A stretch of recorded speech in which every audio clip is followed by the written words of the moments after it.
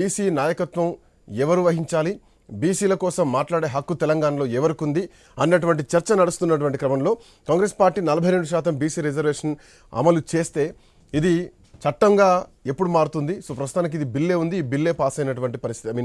బిల్లును కేంద్రానికి పంపించినటువంటి పరిస్థితి ఇంకా చట్ట రూపంలోకి రాలేదు. ఇది చట్ట రూపంలోకి వచ్చేసరికి ఎట్లాంటి పరిణామాలు ఉండబోతున్నాయి ఇవన్నీ కూడా చాలా.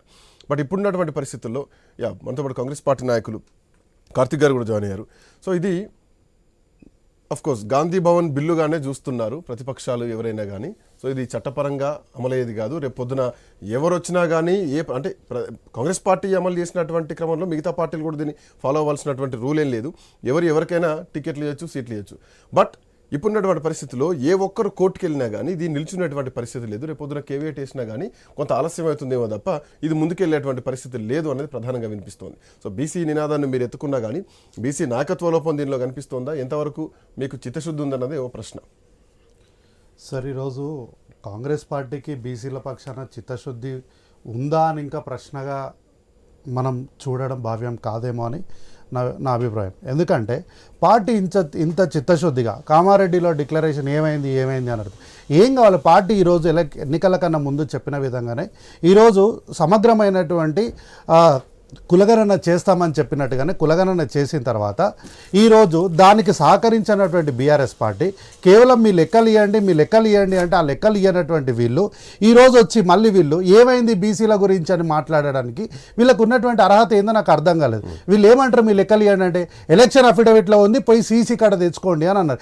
ఇంత నిర్లక్ష్యంగా ఇంత బాధ్యత లేకుండా మాట్లాడినటువంటి వీళ్ళు ఈరోజు మళ్ళీ బీసీల గురించి మాట్లాడుకుంటూ మళ్ళీ ఈరోజు వచ్చినటువంటి ఆర్డినెన్స్ పైన కూడా తామేదో పోరాటం చేసి మొత్తం క్రెడిట్ మొత్తం మాదే అని ఇద్దరు వ్యక్తులు దానిపైన పోరాటం చేయడాన్ని ఎవరిని మోసం చేస్తున్నట్టు ఎవరికి చిత్తశుద్ధి ఉన్నట్టు ఈరోజు చూసుకోవాలి. అయితే ఇంతకుముందు సార్ మాట్లాడుకుంటూ కూడా రేవంత్ రెడ్డి గారు ఏదో తానే గవర్నరు, తానే ముఖ్యమంత్రి, తానే అంతా అని వాళ్ళ బాసుకున్నటువంటి లక్షణాలన్నీ ముఖ్యమంత్రి గారి పైన చెప్పడానికి చాలా బాగా ప్రయత్నం చేసినారు. వారిని అడిగిన ప్రశ్న కాకుండా తాను అనుకున్నది మాత్రమే చెప్పడానికి చాలా బాగా ప్రయత్నం చేసినారు. కానీ పూర్తిగా లైవ్లోనే విఫలం చెందిరన్నమాటని ఇక్కడ మీకు సాక్ష్యాలతో చెప్తా.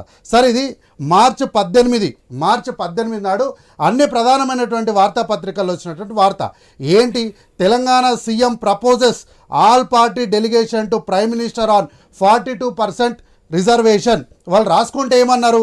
Mister Reddy wrote a letter to this extent to the Prime Minister last night. He sought an appointment for all party delegation which includes representations from Congress, BJP, BRS, MIM and CPI to discuss the state government's decisions to increase the quota of backward classes to 42% in local bodies, education and public service appointments.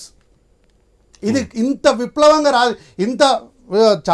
ఇంత ఓపెన్గా రాసిన తర్వాత కూడా ఇంకా వచ్చి రేవంత్ రెడ్డి అట్లా అనుకుంటుండు, రేవంత్ రెడ్డి ఇట్లా అనుకుంటుండు అని అంటే ఏమనాలి? వీళ్ళని ఏనాడైనా ఒక్కనాడైనా వీళ్ళు బీసీల పట్ల ప్రేమను కనపరిచిరా? వీళ్ళు ప్రశ్నించాల్సింది ఎవరు? వీళ్ళు ఎవరి పక్షాన నిలబడాలి?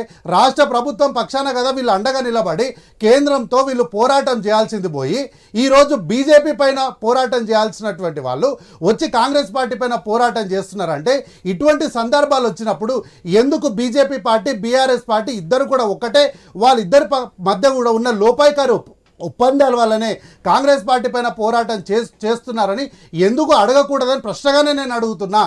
కాబట్టి ఇంత ఓపెన్గా ఇంత చిత్తశుద్ధితోని ప్రజలకు మంచి చేయాలి, బీసీలను రాజకీయంగా ముందుకు నడిపించాలని ఇంత మంచి సదుద్దేశంతో ముందుకెళ్తున్న నేపథ్యంలో గతంలో ఇదే బీజేపీ పార్టీ వాళ్ళు కదా కులగణన చేయడం కుదరదని ఈటల రాజేంద్ర గారు పేపర్ స్టేట్మెంట్ చెప్పారు కదా. ఇదే బీజేపీలో ఎంపీగా ఉన్నటువంటి ఆయన ఆర్ కృష్ణయ్య గారు బీసీ కులగణన చేయాలని డిమాండ్ చేస్తే అది కుదరదని చెప్పారు కదా. పార్లమెంట్లో రాహుల్ గాంధీ గారు మీరు చేయకపోతే మేము వచ్చిన తర్వాత అడిగిన ప్రశ్న, మీరు బీసీ కులగణన సర్వే చేసి కేంద్రానికి పంపించారు, దాని తర్వాత మీరు ఫైట్ చేయడం మానేశారు. ఒక్కసారి కూడా మోడీని కలవపోవడం ఏంది? ఒక్కసారి కూడా రేపు పొద్దున ఏదున్నా కానీ అటు బీజేపీ మీదనో లేదంటే బీఆర్ఎస్ మీదనో నెట్టేసేటువంటి ప్రయత్నంలో భాగంగానే స్థానిక సంస్థల ఎన్నికల ముందు చేసినటువంటి ఎన్నికల స్టంట్ అన్నది ఆయన చేస్తున్న కామెంట్. ఇప్పుడు దానికే నేను చెప్పిన, ఇప్పుడు మార్చి 18 నాడు అయితే ఎన్నికలు ఎప్పుడు ఉంటాయో చెప్పలేదు కదా ఎవరు. ఈ రోజు ఎన్నికల స్టంట్ అని మీరు బాగా ఆరోపణ చేస్తున్నారు. అందుకే నేను ప్రజల్ని కూడా అర్థం చేసుకోమని చెప్తున్నా. బీజేపీ పార్టీ వాళ్ళు, బీఆర్ఎస్ పార్టీ వాళ్ళు కలిసి ఆడుతున్న డ్రామాని అర్థం చేసుకోమని అందుకే నేను డేట్తో సహా చెప్పిన.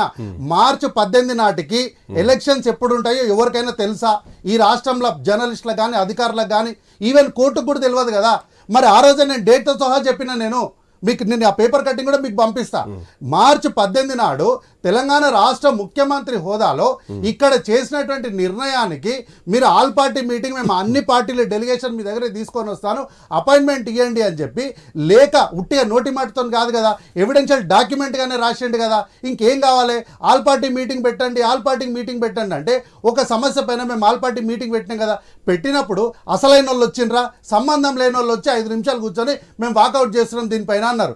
నేను వీళ్ళు ఆల్ పార్టీ డెలిగేషన్ అంటున్నారు కదా. 10 ఏళ్ళుగా మీరు ఎన్నిసార్లు ఆల్ పార్టీ డెలిగేషన్ ఢిల్లీకి కాదు కదా, కనీసం మీ ప్రజాభవన్కి ఎన్నిసార్లు పిలిచారో చెప్పండి. కాబట్టి మీరు చేయనివన్నీ కూడా యువతల వాళ్ళు చేయాలని కోరుకోవడం తప్పేం లేదు. కానీ మీరు అనవసరంగా నిందలేసి మమ్మల్ని ఇప్పటి కూడా అబాసుపాలు చేసి ఇంకా రాజకీయ చలిమంటలు, అరాజకీయపు చలిమంటల్లో చలిగాచుకు